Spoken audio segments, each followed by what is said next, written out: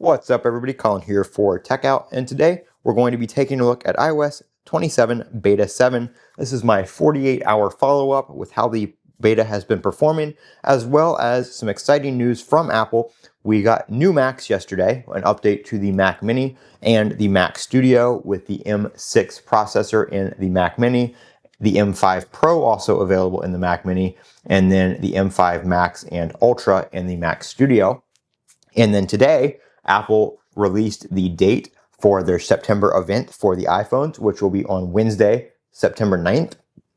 So expecting the event on the 9th, and then pre-orders likely to follow on Friday the 11th, with devices arriving into hands and stores on Friday the 18th. So we have 2 more weeks until we finally get to see what is new with the iPhone and our first look at the iPhone Ultra, Apple's new foldable device. So very excited about that. Also expect to see iOS 27 released to the public probably sometime around Monday the 14th, right after the pre-orders on Friday. Usually the beta comes out the following Monday, and then the new devices, like I said, will start shipping that week and arrive on Friday the 18th. So here in iOS 27 Beta 7, again, just like iOS 27 Beta 6, came in at just over a gigabyte.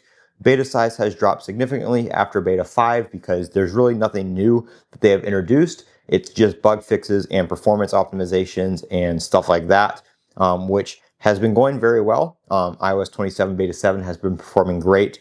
A lot of the random bugs I was having with Beta 5 have been fixed in Beta 6 and Beta 7, such as the Messages app having that bar on the top where you can't see your pinned messages or you can't tap on your pinned messages. I have not had that issue in Beta 7 at all, and I think that was resolved in Beta 6 actually last week, so it has not been an issue in either of those betas, so that is fixed.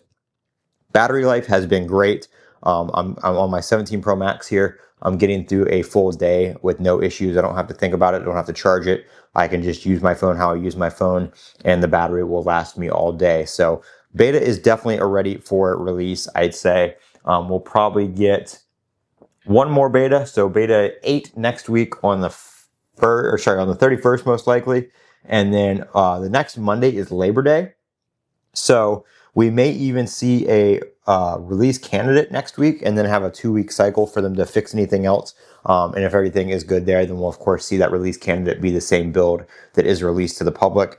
If there's a bug or two, they might do a release candidate 2 and update that build before public release. But so far, so good on iOS 27. I think it's going to be one of Apple's best releases here in quite a few years in terms of their software and bugs and stuff like that. I think it's going to be the most stable that we've seen in quite a while. If you guys have any questions or comments, let me know down in the comments section below. As always, don't forget to comment, rate, subscribe, and have a great day.